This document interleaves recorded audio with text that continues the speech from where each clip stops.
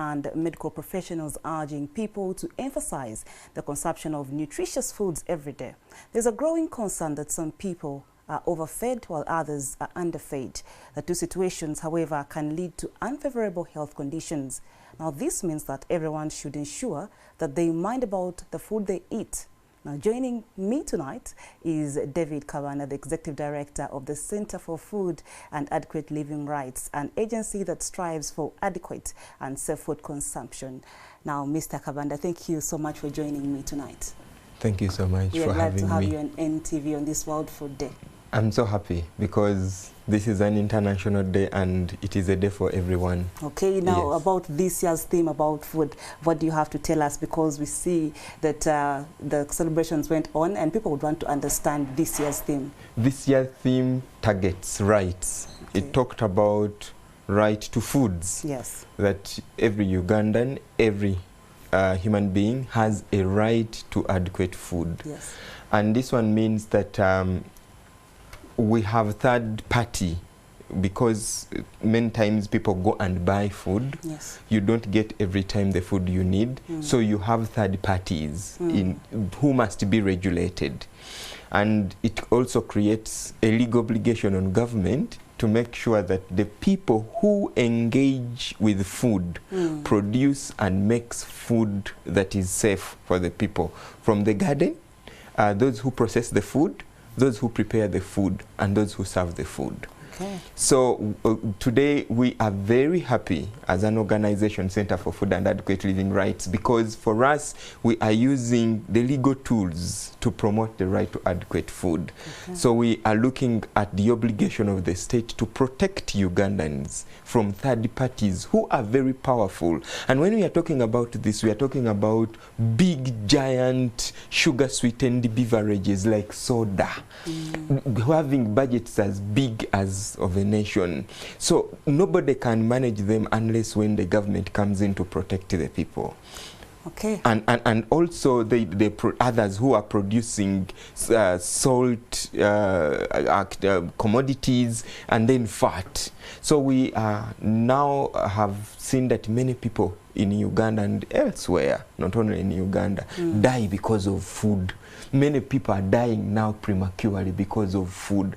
And yet food is supposed to nourish the body, promote human capital development, but unfortunately, many people are in hospitals. Many people are spending catastrophically because of what they ate yesterday. Yeah, and then also holding on to that still, like hanging in around the food that we eat and all that. It brings me to my other question to you about the non-communicable diseases.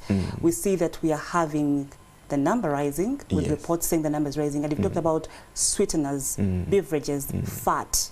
Now, how important is this for me and you to be sure of what we eat, and what is the extensive or the biggest, the margin of this problem currently? Any Ugandan who is watching right now should know that statistically, 54% of our income is spent on food. Okay. In terms of solid food that we eat, but also beverages. And right now, Ugandan market is full of many sugar-sweetened beverages. It could be juices, it could be sodas, it could be... And these are not regulated. They are not labeled at all. So what we have seen consistently now, if you went to Mulago or Cancer Institute, we have now many cancers coming up. We have many. And by the way, now parents must pay particular attention to what I'm going to say. Adults can claim to have a liberty to eat whatever they want, but children must specifically be protected. But parents are feeding their children in kindergarten with sodas and other sugar-sweetened beverages, with food that is excess in fat, with food that is excess in salt, and we are killing our children, including those, by the way, who are still in their mother's wombs. Yes. Because a person is life trajectory starts at conception, and you know, if a mother doesn't know what to eat, then again it exposes the child to danger. And no wonder right now we have many people who have diabetes. By the way, 80% of Ugandans don't know their status about diabetes, and they are sick. Is it a deliberate decision, or No, people are scared to yeah, check and test? Some are not scared, but you see, as it is a going concern, you don't know that what you ate yesterday is causing that headache, is causing that nausea, is causing the itchy feet. By the time you go to the hospital, it is late, and they're telling you, it was NTV that showed us a lady whose legs were amputated because of diabetes, and all this is because of food.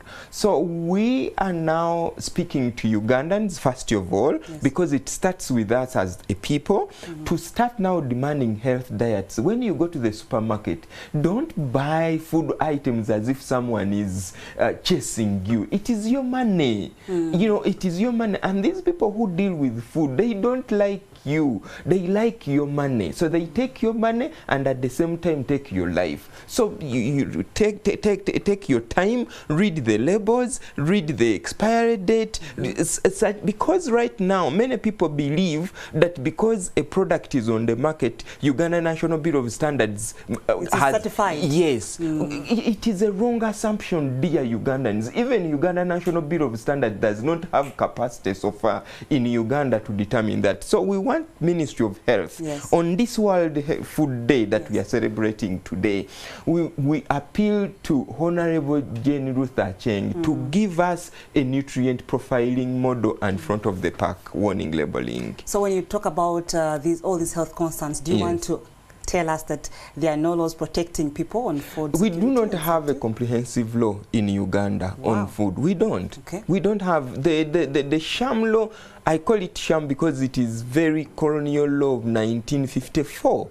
And when they took away the drugs, it was Food and Drugs Act. It's no longer now a law that you can use at this time and age because many things have changed since 1954. Wow, Mr. Kabanda, thank you so much for joining us today on this World Food Day. And you've heard it for yourself. Not everything that is on the stalls is certified.